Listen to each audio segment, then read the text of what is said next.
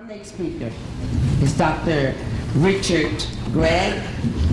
He's one of our own, you all, in the sense that he graduated with his master's and his PhD from FAMU in pharmacology sciences. He works at the university as associate professor in the area of environmental scientists and policy analysis. He is an expert dealing with the environmental toxicology and health disparities and environmental equities and justice matters. Okay, good morning. Good morning. I am a toxicologist, so I decided to stay in my lane, and I'm going to speak to you from that perspective, but I believe at the end that I will be able to impart or be helpful in imparting the significance of the discipline as it relates to the education of black and poor children in not only Florida, but in the country as well. So I'm going to start, before I get into the slides, I'm going to read an introduction. I'm going to try to be fast with the time here. I'm going to read an introduction from an article, a research publication called Children's Environmental Health Research, highlights from the Columbia Center for Children's Environmental Health. This is at Columbia University in New York. And the principal author, the first author, is Dr. Frederica Pereira, and she has several co-authors as well. She's with the Mailman School of Public Health of Columbia University and Columbia Center for Children's Environmental Health. This paper was published in 2006 in the Annals of New York Academy of Sciences. So I'm just going to read the introduction. Today's children are growing up in an environment quite different from that of their parents or grandparents. Exponential growth in technology, consumption, manufacturing, and population has defined the past decade. The paper was published in 2006. Fueling this growth is the development of new products and chemicals. Over the past 5 decades, over 80,000 synthetic chemical compounds have been created. 2,000 to 3,000 new chemicals are submitted for review by the Environmental Protection Agency on a yearly basis. Of high-volume chemicals currently in circulation, only 43% have been tested for potential human toxicity, and only 7% have been studied for possible effects on development. In addition to the concerns about exposure to an increasingly diverse array of chemicals, there is mounting evidence that the fetus and infant are significantly more sensitive to a variety of environmental toxicants than adults because of differential exposure, physiologic immaturity, and a longer lifetime over which disease initiated in early life can develop. The incidences of several childhood diseases and disorders have been increasing in recent decades. For example, there has been more than a 50% increase in asthma-associated school absences between 1980 and 96, as well as an increase in the estimated annual number of physician office visits and hospital outpatient visits among children 5 to 14. The incidence of cancer in children younger than 15 has increased from 124 per million in 1975 to 139 per million in 1990. Developmental disabilities, the name given to a broad group of conditions caused by learning or physical impairments, affect an estimated 17% of U.S. children under the age of 18 years. The high rates of these childhood disorders have significant social impacts and medical costs for individual families and the country as a whole. Therefore, there is need to understand the role of environmental factors in childhood disease and neurodevelopmental disorders, and to identify the primary environmental toxicants affecting children's health so that preventive measures can be taken, and so they can be properly educated. Okay. So I'm going to talk on the cumulative impact of environmental stressors, critical thinking perspective, and this is my outline, what I'm going to cover in the talk. And my work, I am trained as a toxicologist, but my research is in environmental health disparities, environmental justice, and I always try to connect my work to public policy. So this is a quote by Dr. King, and it's a significant quote to me for a couple of reasons. Number one, it reflects what my discipline, that environmental science, this is environmental science. This is the underpinning of environmental science, that everything is connected. Secondly, it reflects that environmental science is an interdisciplinary field. And so we pull and understand that really everything reflects the environment. We are just looking at it through different lenses, and I think this is a good example from a person, a highly spiritual person, who I could teach a whole class, or he could come in and teach the class. And you just had the Pope did a whole encyclical on the environment. So we were talking about systems, and in environmental science, we talk about the environment system, or the Earth system, and we try in science to understand systems and understand again how things are interrelated and interconnected. So this system that we are part of, this Earth system, has four principal components. It has air, it has water, and it has soil.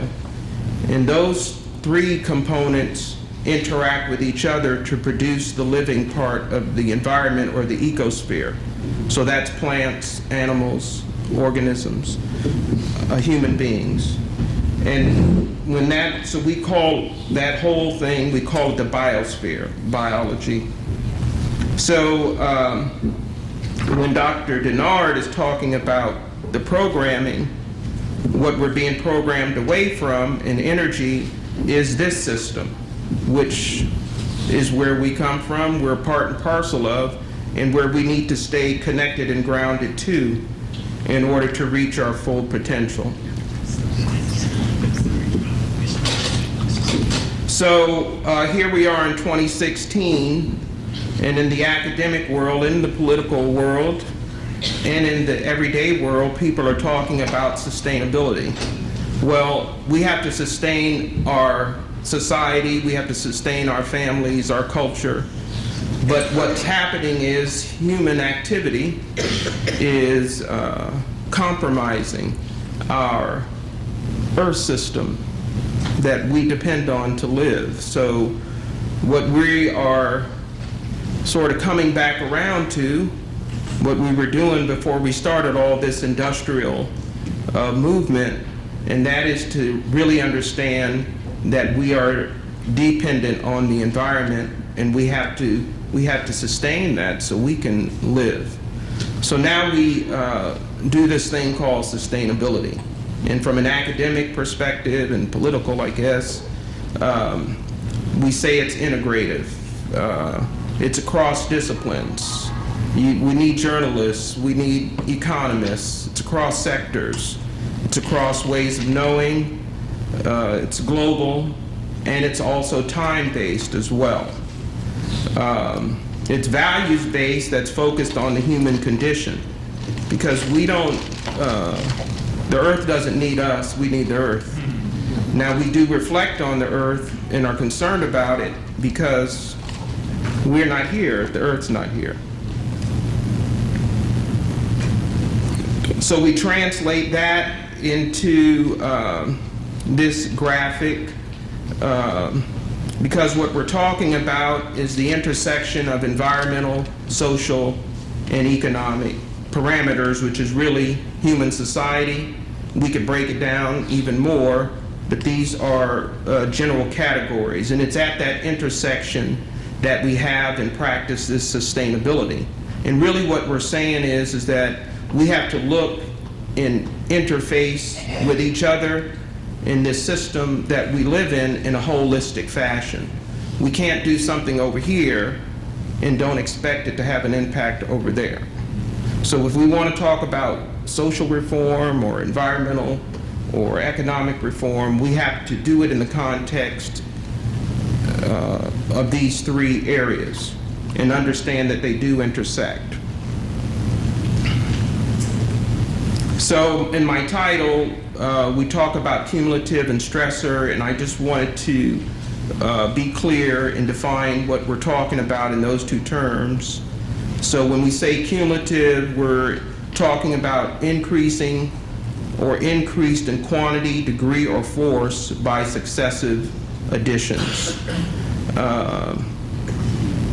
So an example statement would be the cumulative effect of 2 years of drought, right? So things get worse the longer the drought lasts. A stressor is an event, an experience that causes stress. That could be a chemical, it could be physical, it could be biological, it could be social, it could be economic. So we talk about urban environments or inner cities. Those are cumulative, a whole lot of stressors in one place. We talked about taking medications. Those are stressors too when you take too much or you have the wrong one. And when you get under stress, then your body responds physiologically, and then you behave in a stressful way as well. So we said about sustainability, but we're talking about really how do we balance human, social, and economic activities, which is what we call the built environment, right? This building, our clothes, our cars, that's the built environment. That is the result of social and economic activity. But we're going to talk about these stressors from this toxicology perspective. So we have sources. These are activities that generate or release stressors. And these activities, again, I have my jacket, my shoes, my pants, everything, all these beautiful women, you know, y'all got all gussied up. Y'all helped generate these stressors, okay? You're gold, the building is cool, so we're all responsible. And we said these stressors could be chemical, all these categories. And there are other factors which we already mentioned. So then that Earth system is the pathways or routes of exposure of how these stressors move around, and eventually they get to individuals and communities, people and other organisms, which we lump in the ecological or ecosystem category. Then we have these receptors, so that's the natural environment, if you want to call it, but we're going to focus on the human health receptors. And those are individuals and groups of people like children. And in those populations, we have people who are more sensitive or more vulnerable than others. We have occupational environments where people get exposed and are receptors for these stressors. And we have specific places where people live, work, and play that are differential in these exposures and receptors. So then we get to the endpoints. And in the environment, we can see that. We can look at the drought and we can see changes in the environment, in the trees, and the water availability, in different biodiversity. They talk about all that. But the endpoints are what we measure to see the effects of the stressors. So what are some human health endpoints? That's a death, an illness, like cancer, leukemia, asthma, kidney disease, brain issues. Now this is us. We're causing all this now. So what we have and what we're going to focus on in relationship to the topic, we're going to focus on racial and ethnic disparities in environmental health, because that is impacting the education of black and poor children in the United States and in Florida. So There's been a lot of research. This is research that I do. This is not my research. This is Dr. Payne Sturgis and Dr. Gee. So what they've done here is give us a framework to sort of help wrap our brains around what we're talking about. So you can see on the graphic to your left, you see in the white at the top left, you have community level vulnerability and then individual. So we live in the community and we can look at the community collectively, but then we also have to look at individuals. And we've already said that we're looking at racial and ethnic disparities, so we're talking about minority populations. What we have in the research is that where people live is going to shape these disparities, because where they live is determining what exposures and what stressors they have to deal with. So we have community stressors, neighborhood, structural factors like racism, economics, and we have these pollution sources and environmental stressors. So we can do research on the community or population, neighborhood, or we can look at individuals. And then we can track those health disparities. What do we mean by health disparity? What we mean is that minority, okay, African Americans, let's just say we're 15%, maybe we're 30% of the population. But when we look at hypertension, we represent 50% of the cases of hypertension, 50% of the cases of kidney disease, all these things, right? Diabetes, obesity, the whole thing. So we disproportionately represent our numbers, right? So that's what we mean by disparities. And when we talk about the risk factors for pollution, then you have to first be exposed, which we said comes through the broader environment, but then, you get in your house, you have all these synthetic chemicals, where you work, what you eat, what facilities are in your neighborhood, we get exposed. Flint, Michigan, drinking water, but they were getting exposed to a lot of other stuff as well. The lead just made it to the news. And of course, we have to take that internally, and then it's going to lead to some type of health outcome. And the other point is, when we say cumulative, we're really living in a soup of chemicals, right? We put on a whole lot of chemicals this morning, and we're breathing a whole lot of chemicals when we came here, so it's a soup. So it's not like it's a soup. I think it's the best way to put it. But the problem is that you have people who are sitting in the soup longer, eating more soup, and their response to the soup is different than your response. And we can look at that individually, and in this case, we see differential responses among racial and ethnic minorities. So what are these disparities specifically, and how are they linked to chemicals exposures? So when we talk about environmental health disparities, we're talking about hazards or pollution, chemicals, stressors. We're talking about vulnerability. So if you're poor, if you can't get to the doctor, so on and so forth, if you have an illness, then you're vulnerable. If you're a child, you're vulnerable. Okay? So then we have the exposure to hazards. Again, we'll just use Flint, Michigan. The lead. Well, they talked about lead in the water pipe, but there's lead paint on the walls. And kids eat lead paint because it tastes sweet. And once it chips off and gets on the floor, kids have a habit of putting things in their mouth. So they put lead paint in the mouth, they put soil in the mouth.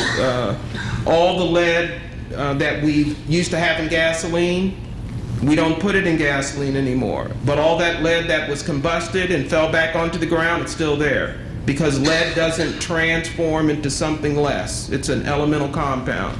So kids are out there putting the lead, and in those urban areas where all the cars were, That's where the lead is. So you have lead paint, lead water, lead in the water, pipes, and the EPA allows industry to emit lead into the atmosphere still. But so that's the point. And we can take any other chemical and make the same story or a similar story. So we have factors of vulnerability, which is, are you susceptible? What type of exposure? Are you prepared to deal with it? So for example, they had the lead issue in Michigan. You can't treat lead poisoning. You can maybe take something to help wash the lead out, but you can't change the damage that the lead has done. There's no safe level of lead.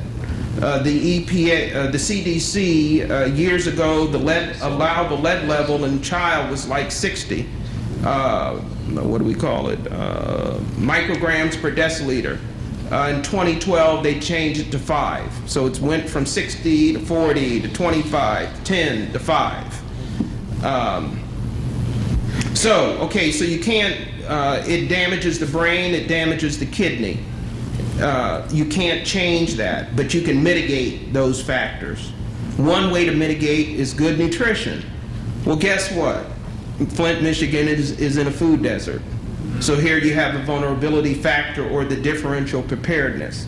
So that's another complication in dealing with this crisis that they're confronted with. And then you have the differential ability to recover, which includes nutrition, which includes health, access to health care, services, so on and so forth. So what are these health disparities? Neurotoxic, lung, asthma for respiratory, kidney. How many people know somebody on dialysis? And it's mostly us. Cancer, birth defects, low birth weight, infant mortality, the neuroendocrine disorders, diabetes and obesity, and heart disease, hypertension. Now what are the chemicals that are known risk factors for these diseases in these facilities or in our neighborhoods? Polyaromatic hydrocarbons are from the combustion of oil, gasoline. They cause asthma, or risk factors for asthma. They're also risk factors for cancer. For example, African American men have disproportionate rates of prostate cancer, and PAHs are one of the risk factors for cancer. Low birth weight as well, and diabetes, obesity. Now lead, which we have in Flint. I mentioned hypertension earlier. Well, lead is a risk factor for hypertension because it impacts the brain and the kidney. And the kidney helps regulate your blood volume. The brain helps regulate your heart, all those good things. And then lead affects the brain. Okay, so we're talking about the education of black and poor children, so I just wanted to show a graphic that really just sums up everything we've already said in terms of community level stressors and then the individual. So that's these kids in Flint, here in Florida. We can look at the community, but you've got to look at these individual children. And then what they're going to end up with, what we mean by allostatic load, that's when we talk about that cumulative, repeated exposures, dealing with these issues, all of these issues. Then they become overburdened, right? And they're not able to compensate and be normal, so to speak, in every way. So that's where we have problems. Kids coming to school if they're hungry, if their brain isn't working right, if they got asthma, all these things. So one of the things I wanted to share, since I think people have an interest in lead, we did some research, Margaret Hicken, myself, and Howard Hugh, and a lot of other people, and then we decided to write this article on racial disparities with stress, lead, and hypertension. And I'm going to go real quick. What we have here, what we're showing here is that over time, in 1976 was just prior to them having get rid of lead out of gasoline and lead paint. So you can see here that there is a difference between black and white blood lead levels. That's what the triple stars mean. That means the difference is significant in terms of the average blood lead between black and white populations. So you can see over time that overall the blood lead levels went down, but there's still a significant difference between black and white populations in terms of the amount of lead in the blood. And then we're showing here on the second panel that there's when we look at the blood lead and blood pressure, that we see that blacks respond differentially to white. So you can see on the bottom axis or the x-axis, the blood lead level is going up, and we look at the blood pressure on the y-axis. But you see the blue line represents black, and you can see they're responding with increased blood pressure, and the white is not. So we have these differential responses, not only to lead, to chemicals, and even within population. So all blacks are not going to respond this way to lead. Neither are all whites. This is just an average summary. We also found in the literature that stress does modify your association or is related to this stuff in the lead in the bone. We always talk about blood lead, but again, when you talk about children, and you just use Flint as an example, and Flint is happening all over the country in one way or the other in terms of kids being exposed to lead. Lead can be stored in the bone, accumulate in the bone, because its chemistry is similar to calcium. So it can be a repository. And then as the bone does what it does and releases red blood cells and all that stuff, then that lead can come back out and do damage. Oh my gosh. Okay, I'm gonna hurry. So basically what we're showing here is that when you, the more lead you had in your bone, the tibia is your leg bone, then it tended to, you had higher levels of blood pressure. And we know that the black population experiences more stress, economic, psychosocial, more discrimination. So that's on top of this. I see my card. What I wanted to show you, since we're talking about Florida, we did some research a while back to look at what is the relationship between where people live, what are the demographics, and where these hazardous facilities are that are emitting these chemicals. And what we found is that these facilities are located in high-density areas. The facilities we looked at were large quantity generators, national priority, solid waste, TRI. I'm going to keep going fast. Here's what we found. Here's the key point. We looked at 3,287 sites in Florida, and we looked at 1,589 census block groups, and the demographics are listed in the column. Basically what this is saying, except for the Florida listed sites, that the closer you get to the site, you have a higher number of minority population. And that's all over the country. So we'll go real fast. I want you to take this link, since we're talking about children, USA Today investigative report, smokestack effect, toxic air in America's schools. You can put in your school, you can put in your zip code, and it will tell you what's going on around the school in terms of these facilities. I think I got to stop, so I'm going to just close with a couple things. One, our public policy challenges and opportunities in the context of our issue are these right here. We need to look at this from this cumulative risk, cumulative exposure. We need government, we need community We need university. We need the nonprofit sector to work together. I want to close with this, that the other public policy challenge, as Dr. Denard said, we have to change our thinking.